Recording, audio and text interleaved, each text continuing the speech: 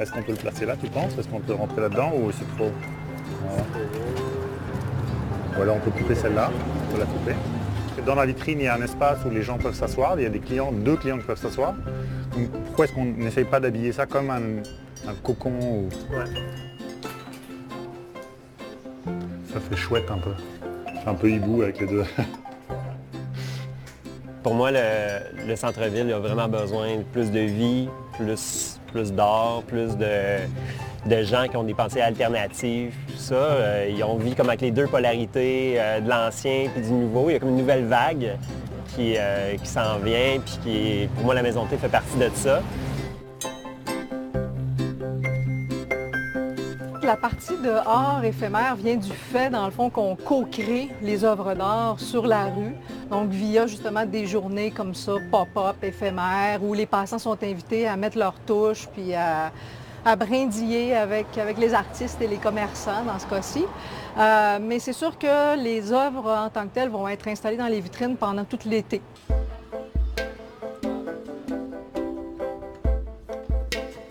La plupart des œuvres sont exposées à l'intérieur, d'où le nom vitrine Sorede, donc dans les vitrines des commerces.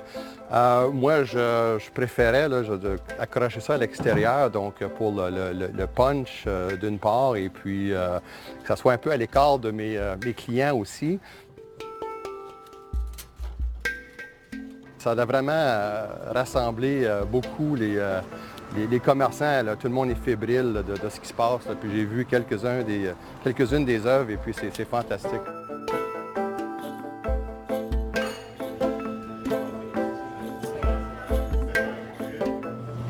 J'aime bien l'idée d'avoir contourné toute la ville. Là.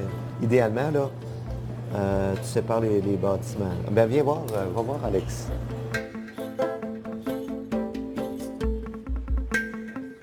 J'ai pris des photos de différentes parties de la ville. Après ça, j'imprime ça sur des transparents. Puis après ça, on intervient à l'aiguille. Après ça, je vais numériser les images. Je vais mettre un peu de couleur. Puis ça donne des photos expressives. C'est plus de la photo, c'est des images très expressionnistes. Puis le monde a l'air bien aimé ça.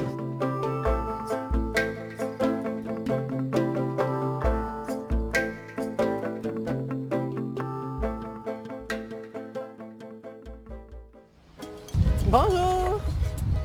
Vous reviendrez, là. On va brûler du bois.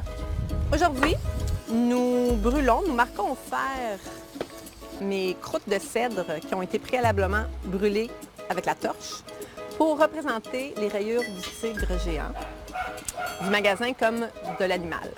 Alors, j'ai décidé d'interpréter à ma façon la fourrure du tigre en représentant les rayures avec le bois de cèdre.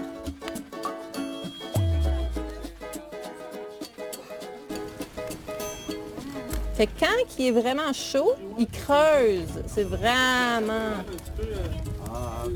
Parce que ça fait fondre les gants quand ils sont trop chauds. Fait que là, ils sont juste chauds parfaits. La médiation culturelle, ça incite la population à participer dans l'œuvre des artistes, dans leur processus de création. Fait que c'est une œuvre dirigée par un artiste professionnel, mais les citoyens peuvent participer aussi, puis après ça, ça fait un sentiment d'appartenance avec l'œuvre sur les lieux.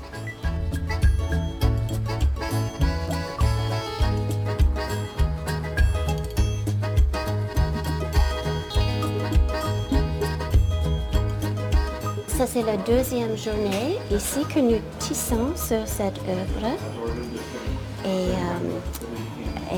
on essaie de le finir. Avoir des idées d'avance, c'est pas nécessairement l'effet qu'on va réussir. Alors, il faut vraiment comme laisser aller toutes les notions préconçues de qu'est-ce que ça va faire. Wow, c'est beau. Wow. Oh, wow, merci, Leila. Merci. That's beautiful.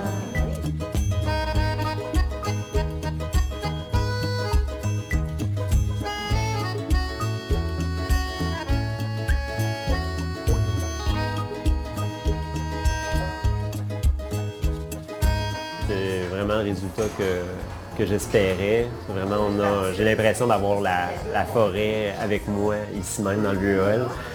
À défaut de regarder et de voir des arbres dehors, ben là, on peut prendre le thé puis vraiment se sentir plus en contact avec la nature.